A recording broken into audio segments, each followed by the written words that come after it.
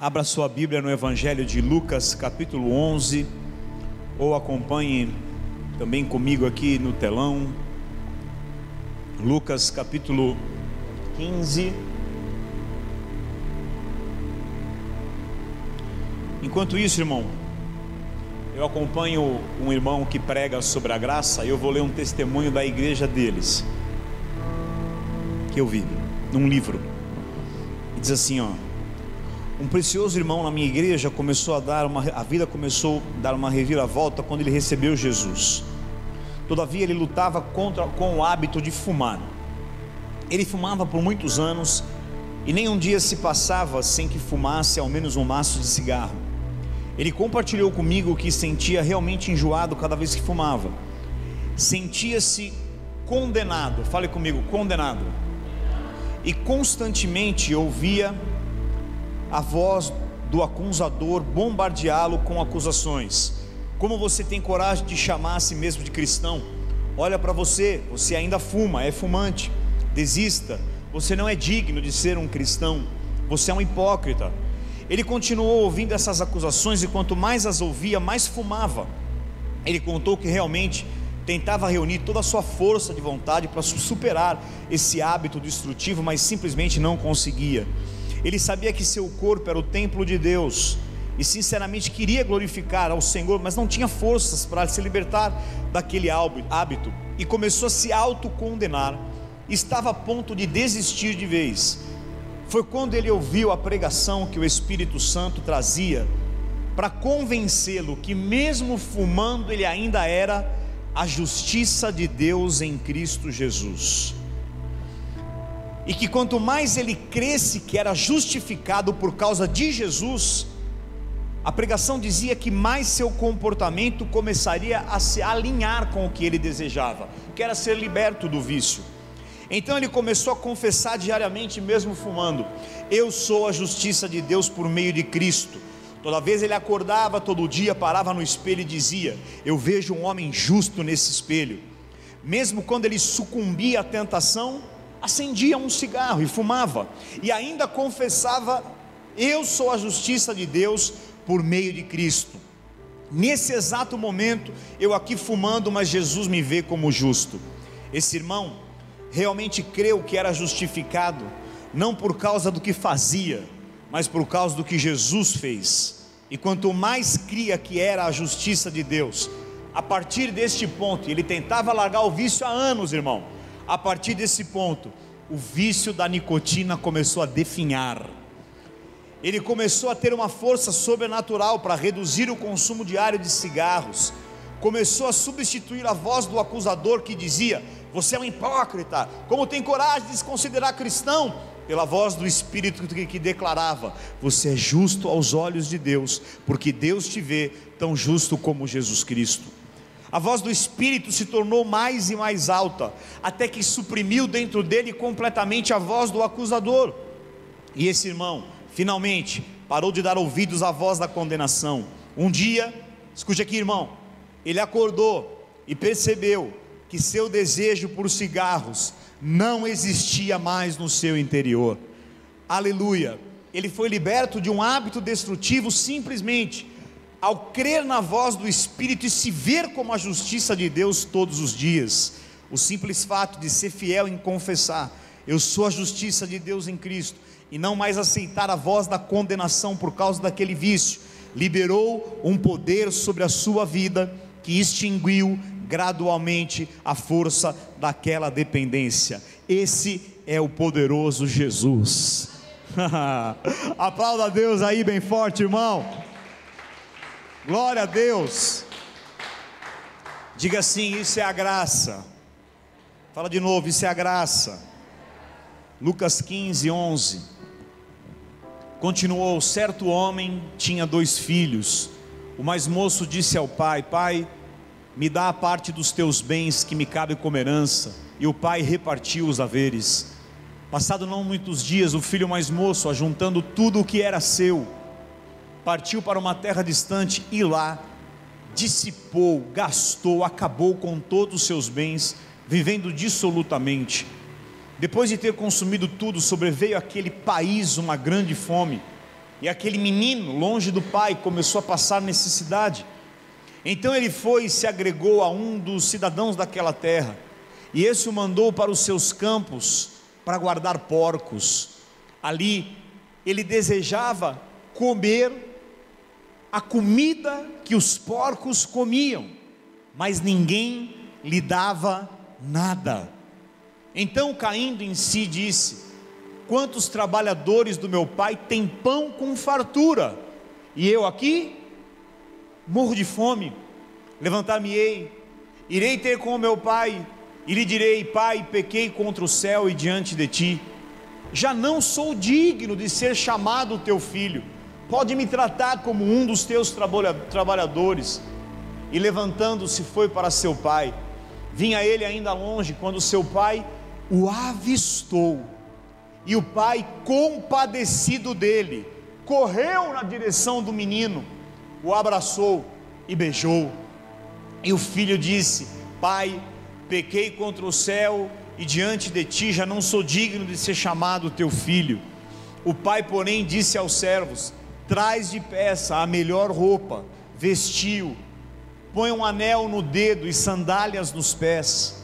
Trazei também e matai, diga, o novilho cevado. Diga, mate o novilho cevado.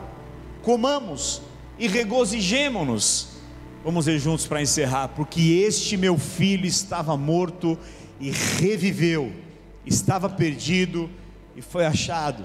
E começaram a regozijar. Você pode sentar, irmão, o Pai vai fluir agora. Aplauda a palavra de Deus nesse lugar. Aleluia. Irmão, você sabia que o comportamento desse pai nessa história, ele é completamente oposto à lei de Moisés? Vocês sabem que essa história não existiu, né? Isso não foi verdade, isso foi uma parábola. Todo mundo acha que o filho pródigo existiu. Não foi Jesus contou essa parábola. Era uma história com um ensinamento. O comportamento desse pai, ele é totalmente contrário à lei de Moisés. Escute aí, Estevão e Cristo. Na lei de Moisés dizia que se um filho fosse rebelde, não obedecesse, tinha que ir para o meio da cidade e morria apedrejado, irmão. Que se não obedecesse, é verdade, porque era considerado uma rebeldia contra uma autoridade. E segundo a lei de Moisés, aquele menino que não obedecesse e honrasse os pais, ele deveria ser levado até a cidade, e todos os cidadãos apedrejariam aquele menino. Põe o fundo para mim, Júnior.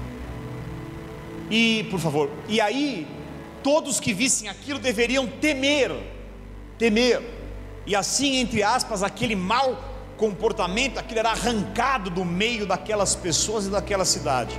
Diga assim comigo: essa é a lei de Moisés. Quando Jesus contou essa história, contando que o pai perdoou o filho desse jeito, eu creio que todo judeu que estava lá ouvindo lembrou desse detalhe da lei. Espera aí, como é que esse pai recebeu assim um pecador que destruiu a herança do pai? Eu creio que todos os judeus que conheciam a lei, e todos eles estavam ali, conheciam muito a lei, não a graça nem tinha começado ainda. Eles na hora lembraram do que a lei de Moisés falara, e talvez eles pensaram: como é que esse filho não morreu? Como é que nessa história que Jesus está contando, esse pai não apedrejou esse filho? Pelo contrário, queridos, na história, o pai recebeu, perdoou, amou, abraçou, supriu e deu toda honra àquele filho. Porque em lugar de dar a punição que a lei falava e que aquele filho merecia, aquele filho recebeu o perdão da graça, o amor da nova aliança de Jesus Cristo. Jesus falava, quem que era o pai nessa parábola que Jesus cita? Fale assim comigo: o pai era Deus. Então ninguém mais conhecia o coração do pai como o próprio Jesus. Então Jesus estava mostrando o que? Ele estava revelando para aqueles judeus: Assim é o coração do Deus, que é o meu Pai, do Abba, que também é o Pai de vocês. Assim é o coração desse Pai. Ele não está aqui para apedrejar vocês, Ele não está aqui para dar o que vocês merecem, mas eu vou para a cruz, e Ele vai dar para vocês o favor imerecido, chamado graça. Algumas perguntas, irmão.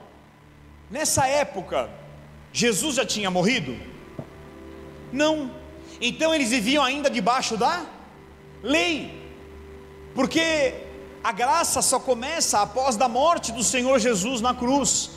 A segunda pergunta: aquele filho tinha errado e pecado? Sim ou não? Sim, total e absolutamente. E a terceira pergunta: mas o pai tratou aquele menino com culpa e condenação?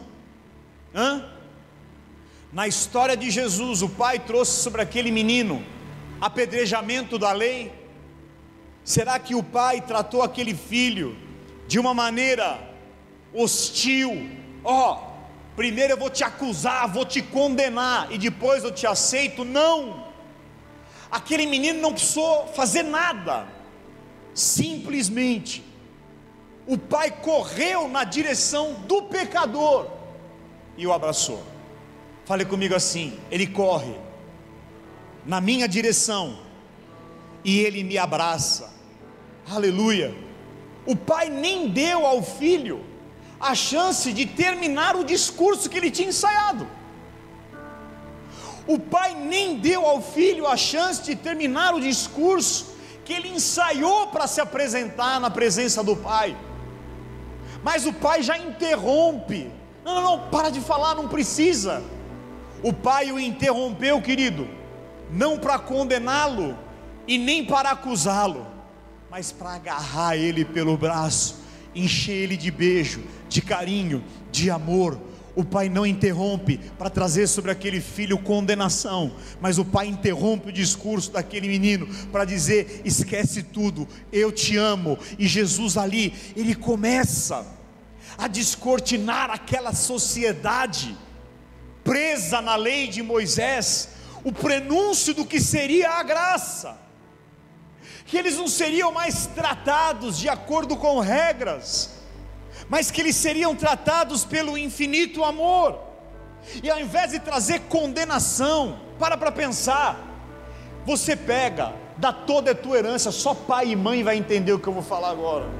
Você pega um filho em vida, vem para mim e fala: me dá a minha parte na herança.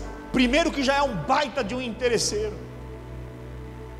Segundo, que depois que eu dou herança, ele dá uns dias para não ficar tão na cara, e vai embora e destrói tudo e me desampara. É o que nós fizemos com Deus. Viramos as costas para Deus porque não entendíamos o seu infinito amor, e de repente eu destruo tudo, eu acabo com tudo, eu não faço uma ligação, eu não mando um WhatsApp, eu não dou notícias. Ele desapareceu na história talvez por anos, e quando que ele volta, se sou eu que sou pai humano, a primeira coisa que eu ia falar: eu mereço uma explicação, se retrata aí. Eu já ia meter uma acusação, e você também talvez. Mas ele recebe abraço, beijo, carinho, amor, uma nova sandália, um anel, uma nova roupa, e o pai ainda manda matar um cordeiro, porque aquele era um dia de festa. Diga assim: o pai não condenou. Em Romanos 8:1, a Bíblia diz, essa é a versão verdadeira desse versículo. Tem uma outra que tem algo acrescentado dos historiadores, porque eles não acreditaram que só isso era suficiente, e algumas versões falam algo a mais disso. Lá vai estar um pouquinho assim no final: que não andam segundo a carne, mas segundo o Espírito. Isso é invenção do homem, não é o que é original do hebraico, do grego. Leia comigo, por favor. Agora, diga agora. Agora. Se você estudar esse verbo no grego, ele é um agora para sempre, não é um agora que foi lá atrás, é um agora num tempo que continua sendo. Então fale assim: nesse domingo e até o fim da minha vida, nenhuma condenação há para mim. Diga isso mais 2 vezes: nesse domingo e para sempre, nenhuma condenação há sobre mim. De novo, nesse domingo e para sempre, nenhuma condenação há sobre mim. Nem uma única acusação há da parte do Pai sobre a tua vida. Você se alegra com isso? Você glorifica a Deus por isso? Irmão, guarde isso. Todo mundo acha, se eu perguntar, irmãos, olha aqui, ó, o que é que o diabo veio para fazer? Toda a religião vai responder: para matar, roubar e destruir. Quase ninguém vai falar da principal ação dele, que está ligada ao seu nome, ao nome dele, Satanás, que é te acusar. Pouquíssimos pastores ou pessoas vão dizer: sim, ele veio para matar, roubar e destruir, mas isso é subproduto, isso é biribinha perto da bazuca, que é a real arma que ele possui, que é a acusação. Diga comigo: acusação. Ele vem até nós e diante de Deus para te acusar do que você fez, do que você não fez. Ele te acusa do que você falou, ele te acusa do que você não falou, ele te acusa do que você pensou, ele te acusa do que você não pensou. Ele quer te fazer, diga assim comigo, ele quer me fazer sentir culpado, diga aí, em falta, por todas as coisas. Diga de novo: ele, Satanás, quer me fazer sentir culpado e em falta por todas as coisas. Ele te faz sentir culpado como pai, ele faz você se sentir culpado pelo seu papel de mãe, ele te faz sentir-se culpado com relação aos seus pais, como seu papel de filho, ele te faz sentir culpado como empregado, como empregador, ele te faz sentir culpado como um empresário. Ele quer que você se sinta culpado porque você nasceu. Eu sou culpado porque eu nasci. Pessoas que são estupradas se sentem culpadas de terem sido violentadas. Ele quer que você se sinta culpado porque você foi abusado, culpa é sua. Ele quer que você se sinta culpado pelo que você falou, pelo que você não falou, pelo que você fez, pelo que você deveria de fazer. Ele quer que você se sinta culpado porque você esfriou na fé, porque você não está desempenhando tão bem o teu devocional, o teu tempo no secreto, tua relação com Deus. Ele te culpa porque você não orou direito, porque você não orou muito, porque você não jejuou, ou se jejuou, não jejuou certo. Aquele dia você dá uma comida, dá uma mordida no negócio, lá você errou seu jejum. Ele quer fazer você se sentir culpado até porque você está doente. Quem pecou para que ele nascesse cego assim, Jesus? Leia lá João 9 depois. Os discípulos com Cristo, porque eles tinham essa verdade, essa crença enraizada nuclearmente lá no subconsciente dos seus cérebros. Quem pecou para que ele nascesse cego? Ele ou seus pais? Ou seja, ele talvez poderia ser o culpado. Irmão, como é que alguém sai do ventre cego e ele foi culpado? Que raio que ele fez saindo do ventre? Que pecado que esse feto teve lá no ventre? Essa é a maldita lei de Satanás. Você acha que você falha no teu trabalho, que você falha como patrão, que você falhou comigo, que eu falei com você, que você falhou com tudo, que você falhou com Deus? Você sabe qual é o nome do diabo? Sim, é assassino, porque ele mata. Ele também é ladrão, porque ele é destruidor, porque ele... Mas o seu nome de verdade, o nome do diabo é Satanás.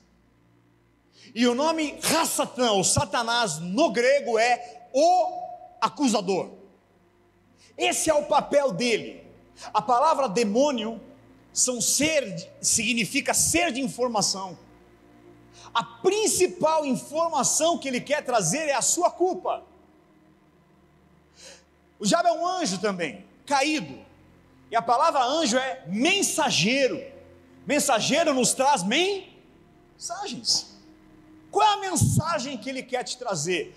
Apontar todas as suas falhas, Você não evangelizou, você não fez, você não falou de Jesus lá para a pessoa no teu trabalho. Para tudo, Ele põe uma culpa. E você vai carregando um peso que não é teu. O peso da culpa, da acusação. O apóstolo Paulo era um pecador. Você sabia que Paulo pecava todo dia?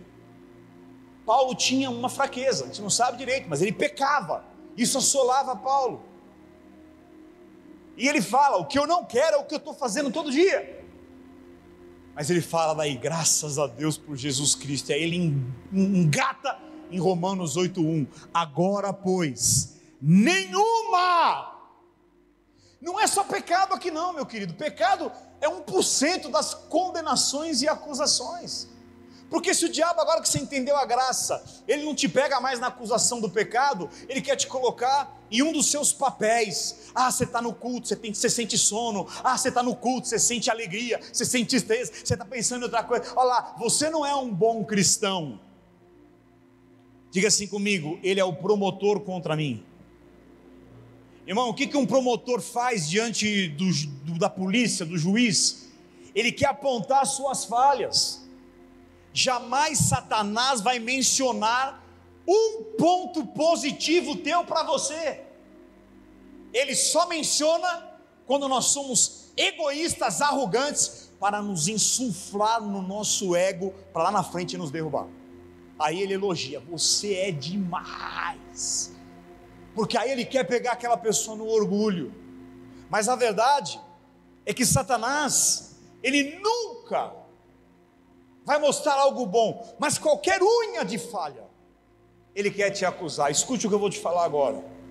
Todo medo, estresse, ansiedade e doenças físicas são originadas, escute bem, abra os seus ouvidos espirituais, por uma pessoa que está há um longo tempo exposta a um sentimento de culpa e condenação.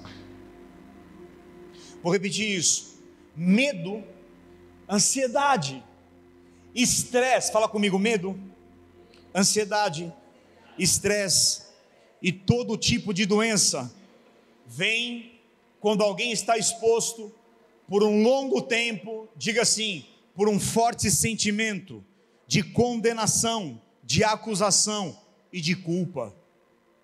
O diabo, ele só tem uma bala para atirar, ele não vai mirar no teu pé, ele vai mirar no centro da tua cabeça. E sabe o que é a nossa jugular para ele? É condenação. Em João 8:10, Jesus começa a desmascarar isso, Jesus começa a dissipar isso, perante os doutores da lei e os judeus que temiam a lei, e ele fala diante da mulher pega em adultério. Eles trouxeram a mulher, ela foi pega ali em adultério, com outro homem, casada com outro homem. Jesus está aqui, a lei manda apedrejar até a morte. E aí? Resolve você, Jesus. Ele erguendo os olhos e não vendo ninguém, vocês sabem o que Jesus disse, né? Então quem não tiver pecado, que atire a primeira pedra. E aí todo mundo teve que ir embora. E aí erguendo Jesus e vendo ninguém pode te acusar, irmão. Um único só pode dizer as suas falhas e os seus defeitos. E você como eu sou o pior de todos que está aqui, você é extremamente cheio de falha, de culpa e de erro. Então o único que pode apontar é Deus. Mas o que ele fez para nos aperfeiçoar? Mandou o justo no nosso lugar. Esses dias eu fui abrir. Quem já pegou aqueles antibióticos que você rasga o alumínio e aquele alumínio corta o seu dedo? Maldito alumínio do inferno. Alguém já teve essa experiência, irmão? Eu tive, tô com a operação, né?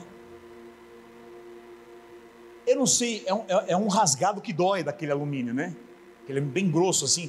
Eles fazem uma lâmina justamente para você precisar comprar mais remédios depois. É a indústria farmacêutica, só pode ser, né, doutor? Não é possível. Aí eu vi aquela dor e ele me falou: o que é isso perante o meu sacrifício? Eu fui inteiro rasgado. Então tudo que ele foi rasgado é para te fazer nele ser perfeito. Nós somos sem falhas ou justos em Cristo Jesus. Então ninguém mais pode te acusar, não vendo a ninguém mais além da mulher perguntou-lhe: mulher, cadê os teus satanases? Acusador é o diabo. Essa é a palavra, a mesma origem da palavra diabo, Satanás. Cadê o teu Satanás? E ela respondeu assim, e ele fala: ninguém te condenou? Pode passar o 11. Respondeu ela: ninguém, Senhor. E agora eu estou diante do único que pode me condenar. Qual é a tua decisão e o teu veredito e a tua sentença? A sentença é: nem tampouco eu te condeno. Vai e não peques mais. Ele não mandou ela continuar pecando, isso não é a graça.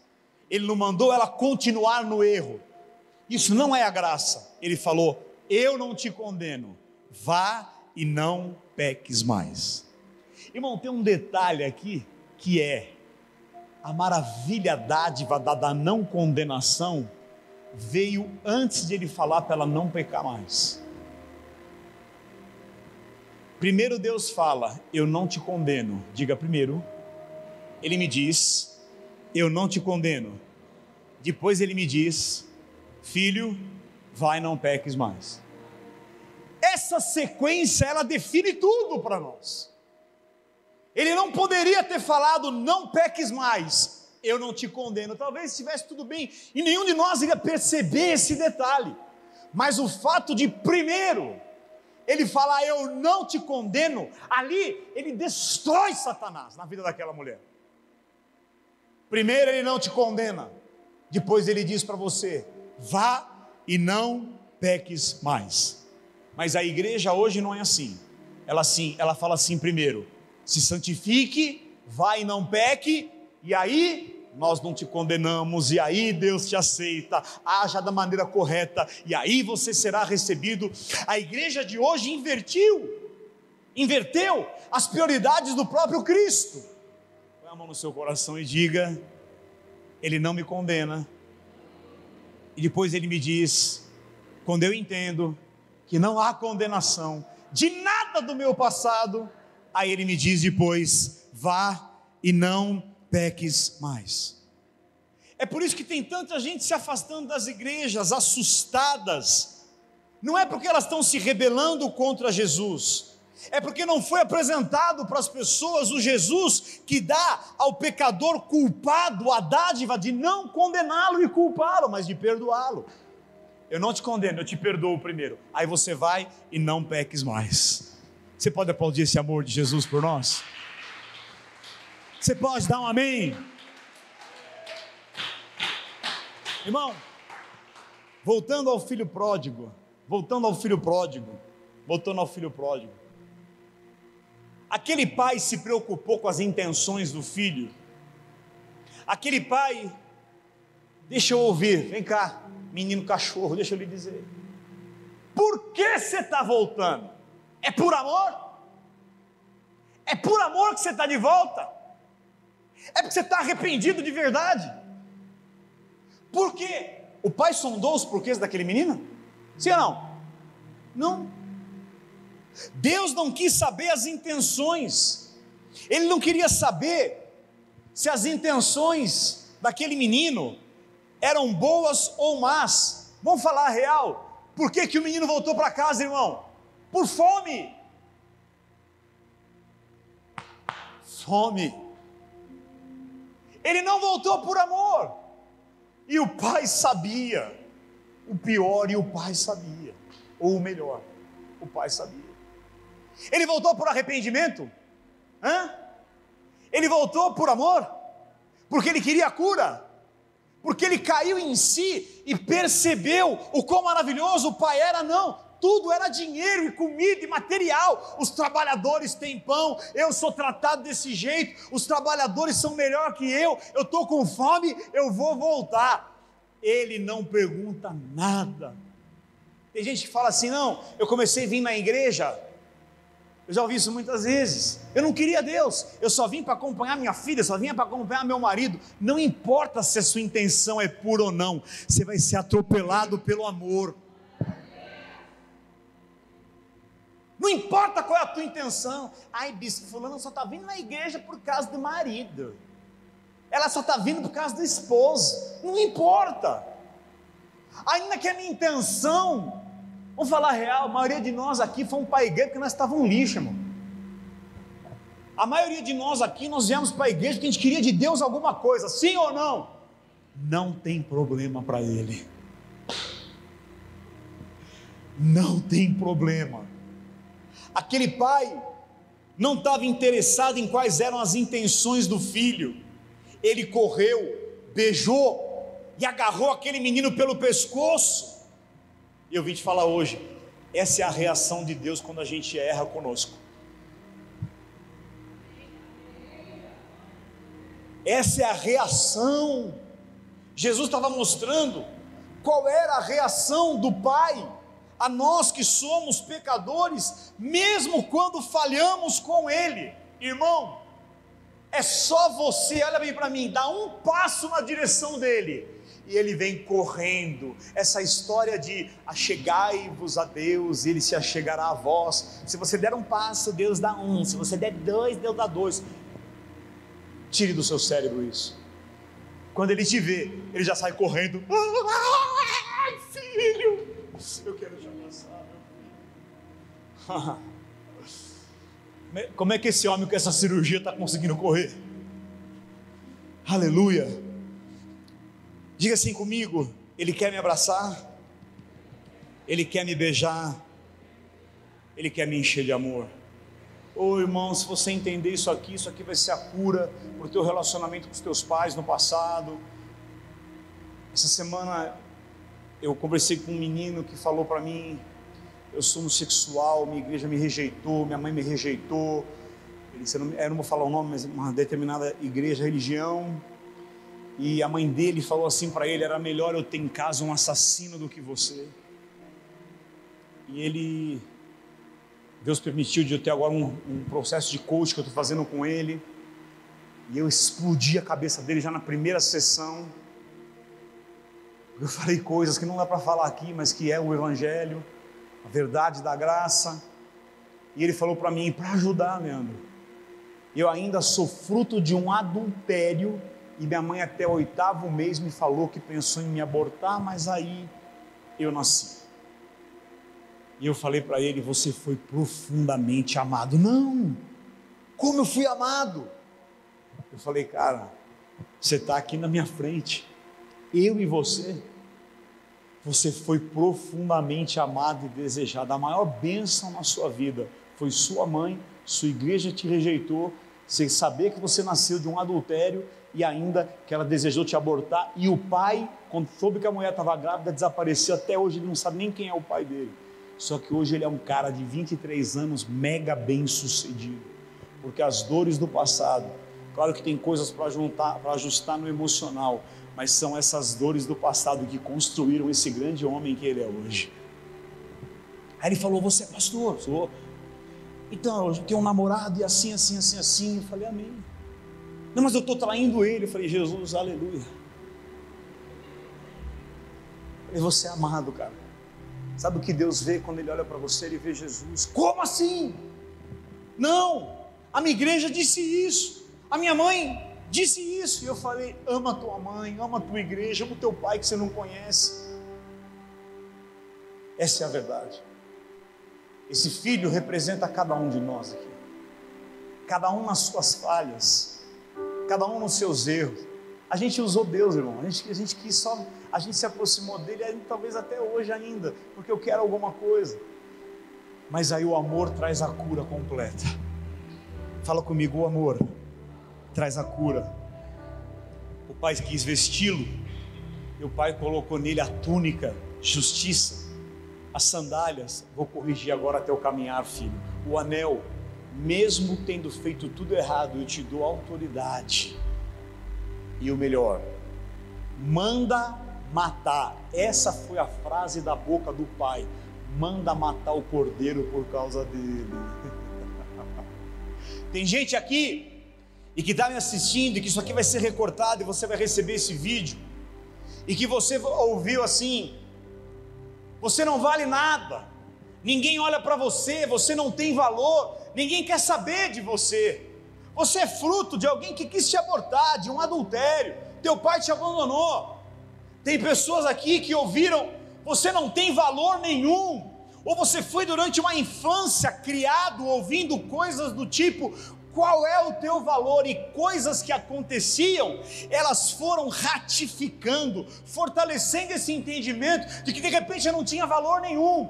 E talvez foi por causa disso que eu quis dar certo e me levantei na vida. Só que eu vim aqui te dizer: aquele pai, olha aqui para mim, irmão, pegou o melhor que ele tinha, o cordeiro, o melhor que tinha na fazenda, o melhor que tinha na casa, e falou: ninguém dá valor para ele, mas eu quero te entregar o meu melhor, para te salvar, filho, para te alimentar e para te dizer o quanto eu te amo. Eu te entrego o Cordeiro, Jesus Cristo, para que você seja restaurado pela minha graça para sempre. Ninguém daria nada por um cara que estava comendo lixo, fedendo porco, mas o pai, diga assim, por minha causa, o pai mandou matar o melhor cordeiro. Eu acho interessante que aquele cordeiro não estava congelado, esperando o churrasco acontecer. Não, diga assim, foi matado na hora. Se foi matado, derramou o quê? Sangue. Ali estava Jesus, o cordeiro, mata o cordeiro. Os servos matam o cordeiro, um sangue é derramado e um alimento é dado para aquele filho. O sangue é derramado, não sei, tiraram lá a pele, a lã, arrancaram as carnes e prepararam um churrasco. Ali estava o poder do sangue, que nos redime de todos os pecados. E o alimento, o pão vivo, a comida que desceu do céu, a carne. Jesus pegou um pão e disse: esta carne é o meu corpo. Ele falou em João 6, a carne é o meu corpo, este pão significa a minha carne, o meu corpo que te dá vida. Vocês estão entendendo? O outro filho mais velho lá, que é o diabo, como é que você pode dar isso para ele? Diabo, você pode ficar endemoniado para sempre, porque eu fui amado como você não foi. Você desprezou esse amor, diabo. Como você deu para ele? E o pai falou lá para o filho mais velho: tudo é teu, você está para sempre aqui, mas você decidiu viver assim. E agora é para o pecador, é para o errado, que deveria e merecia receber culpa e apedrejamento segundo a lei, que eu derramo o sangue de um cordeiro, eu vou alimentá-lo, e agora é tempo de festa. E todo mundo começou a se regozijar. Irmãos, nesse ponto da parábola está o poder da ceia, que nós vamos daqui a alguns segundos, minutos tomar. Nesse ponto da parábola está o poder do sangue, e o poder do corpo que é alimento, e o poder do sangue que é bebida, o sangue do Cordeiro Jesus e o corpo dele. Fale assim comigo: não importa que o diabo me condene, a verdade é, o sangue de Jesus foi derramado para o perdão dos meus pecados, e não há nenhuma única falha e pecado meu, nenhuma vírgula de culpa ou condenação que o sangue de Jesus Cristo não tenha poder para me aperfeiçoar e purificar para sempre. Aleluia, recebe isso no teu coração, meu irmão. Esse sangue removeu tudo completamente. Aleluia. Eu quero te encerrar dizendo isso.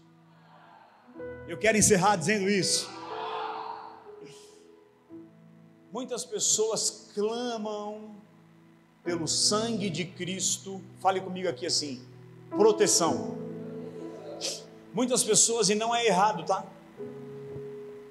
Como o sangue do Egito que protegeu da morte. Olha para o bispo, olha para o teu pastor. Vou te falar uma coisa: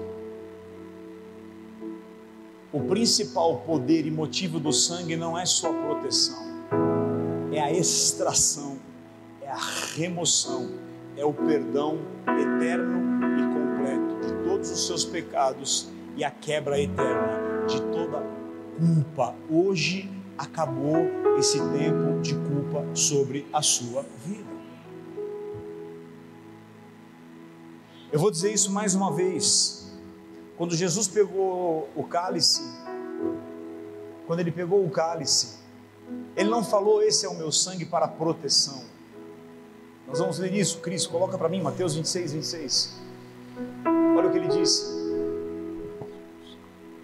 Mateus 26, 26. Enquanto comiam, tomou Jesus um pão e, abençoando, ele disse: o partiu, porque o corpo dele seria partido, e deu aos discípulos dizendo: tomai, comei, isto não é um símbolo, isto é o meu corpo. 27. A seguir tomou um cálice e, agradecendo, deu aos discípulos dizendo: bebei dele todos vocês, agora vem o poder, porque isso é o meu sangue, o sangue da graça, derramado em favor de muitos, não para proteção, apesar que ele nos protege, mas para a remissão dos pecados. E agora eu leio para você um testemunho, que no direct do meu Instagram, alguém que eu não sei quem é, de algum lugar do Brasil, me escreve essa semana: olá pastor, tudo bem? Passei para o Lu esse testemunho. Tenho um forte testemunho para te falar, com o evangelho da graça. Era gay, e eu comecei a ser restaurado nesse evangelho. Irmão, não que seja errado, tá? Ele era gay e ele poderia talvez continuar desse jeito, mas ele diz que o fato de ouvir o evangelho, ele desejava ter desejo por mulheres e não conseguia de jeito nenhum. E ele diz: fui curado, fui restaurado. E quando você pregou no aniversário da Lion sobre a Santa Ceia, tinha uma enfermidade nos testículos, e na ministração da Santa Ceia, comecei a tomar. Ele ouviu a nossa ministração sobre ceia. Quem estava naquele aniversário da Lion de um ano que eu falei sobre o poder da ceia? Ele falou: comecei a tomar a ceia todo dia em casa, e entendi que eu tenho o poder de consagrar o cálice e o pão todos os dias. E ele escreve aqui: estou completamente curado. Fui curado nos meus 2 testículos. Ele falou que vai vir aqui: estou com dificuldade aqui porque é Taubaté, e só conheço uma pessoa aqui que acredita nesse evangelho que você prega. É verdade que está tudo escondido mesmo? Quero ir à sua igreja. Você pode aplaudir a ele que fez isso?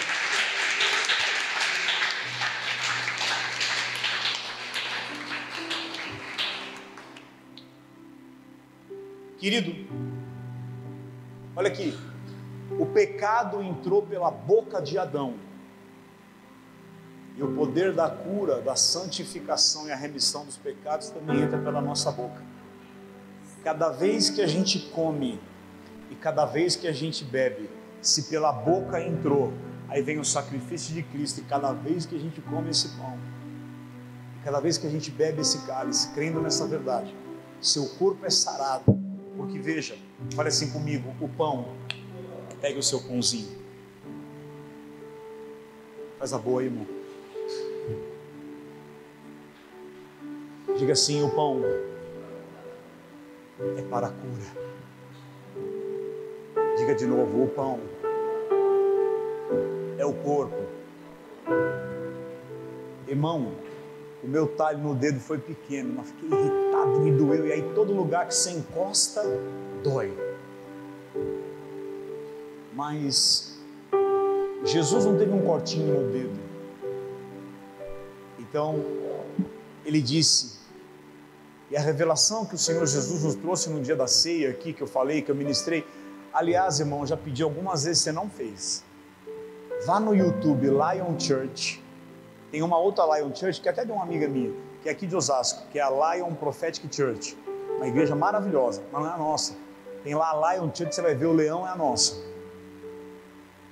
E tem uma palavra ali para baixo, escrito assim: sendo curado através da Santa Ceia. Escute, se você não escutou, ouça de novo, pelo menos umas 4 ou 5 vezes, se você já ouviu.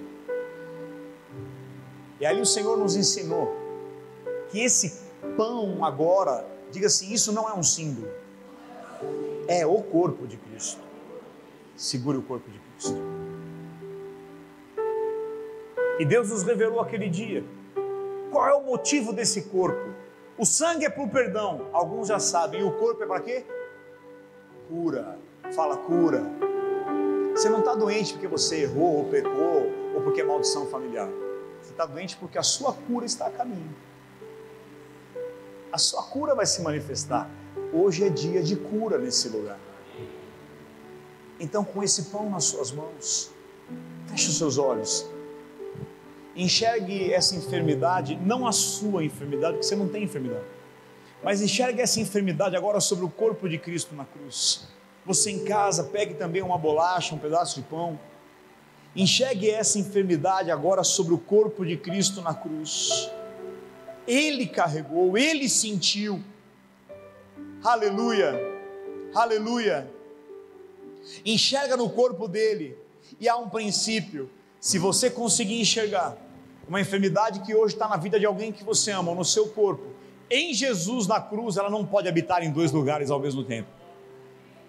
Xerebecaralabaxê, oralabacaralabaxá, erierebecaralabaxereberá, hierabacaia raechei alabaçô, haralabacaia aralabaxei erebecaia sa, hiaralaê ere alamachei, recalamai che calaie, haralabacerie lamai, oralamachei. Ele disse, Eli, Eli, lama sabachthani, Deus meu, por que me desamparaste? Ralamai achou e alabacê. Rebefi e oreá checai aralabaçô. Esse é o meu corpo para cura. Pensa num remédio que cura o câncer, o HIV, a artrose, a demência, as escleroses, todo problema ósseo. Esse remédio está nas suas mãos agora. Uma única vez que você toma, você é sarado. Coma agora, querido, do corpo de Cristo.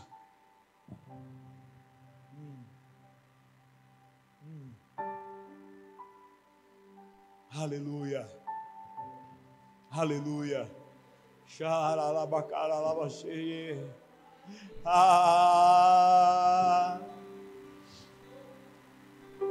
Muito obrigado, Senhor. Se a ponta do meu dedo me incomodou, quanto mais o teu corpo inteiro. Obrigado, eu te amo, eu te amo, eu te amo. Declare sobre ele teu amor, declare sobre ele seu amor, declare sobre ele sua dependência, declare sobre ele todo o senhorio. Ele é o amado da minha alma. Eu vivo por ti, eu respiro por ti. Tudo que eu faço é para você, eu penso em você, eu me visto para você, eu me perfumo para você, eu tomo banho para você, Jesus. Eu ando por você, eu me movo por você, Jesus. Vamos louvar um minuto a Ele antes de tomar o cálice, aleluia. Somos sua herança e Ele é o nosso galardão. Seu olhar de graça nos atrai à redenção. Se a graça é um oceano, estamos afogando. Sim. O céu se une à terra como um beijo apaixonado.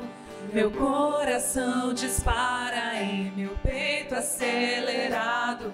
Não tenho tempo pra perder com ressentimentos quando penso que Ele me ama. Meu Deus, me ama. Ele me ama. Ele me ama. Me ama. Ele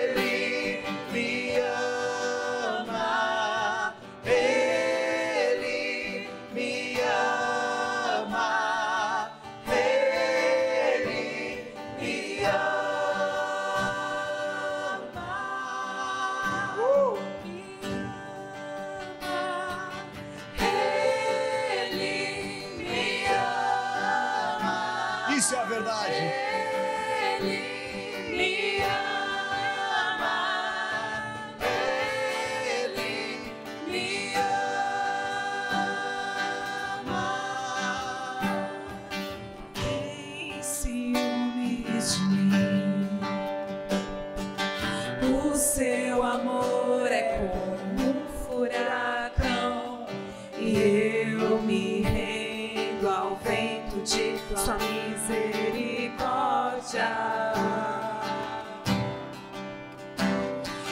Então de repente não vejo mais minhas aflições, eu só vejo a glória e percebo quão maravilhoso Ele é e o tanto que Ele me quer.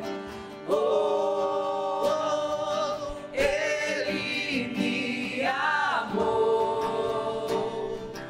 Oh, Ele me ama. Ele me amou. Me ama. Ele me ama. Jesus. Ele me ama. Aleluia. Me Ele tem ciúmes de nós. Essa semana eu tive uma experiência muito forte com esse sentimento. Uma coisa minha e Deus.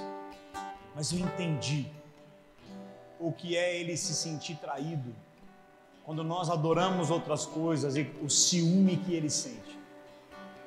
Esse sangue, querido, esse é o sangue. Ele é a remissão de todos os nossos pecados. Não há uma única falha, uma única culpa. Ele não quer te acusar porque você deixou de ler a Bíblia, ou não orou, ou não jejuou. A verdade é a desse louvor. Ele me ama primeiro e depois eu posso amá-lo. Eu creio que aquele menino ficou apaixonado pelo pai, não é? Não porque alguém falou, ame de todo o teu coração, com todas as suas forças, não. Mas porque ele foi muito amado. E aí não teve como, ele amou também. Diga: para a remissão dos pecados. Obrigado, Jesus, pelo teu sangue derramado na cruz. Obrigado porque cada átomo de condenação, de falha, foi corrigido. Nós somos, como diz aí fora, aquilo que nasce torto não endireita, nós somos endireitados pela tua cruz, pelo teu poder. Bebamos e com muita alegria. Quando você beber, você vai gritar, vai pular, vai celebrar, porque quando caiu o sangue e eles comeram, eles se regozijaram. Beba do sangue do Senhor. Aleluia! Faz um barulho aí, meu irmão. Em casa faz um barulho santo. Dá um glória a Deus. Jesus, maravilhoso, Ele me ama. Ei, caralabachei, aralabacei. Aleluia.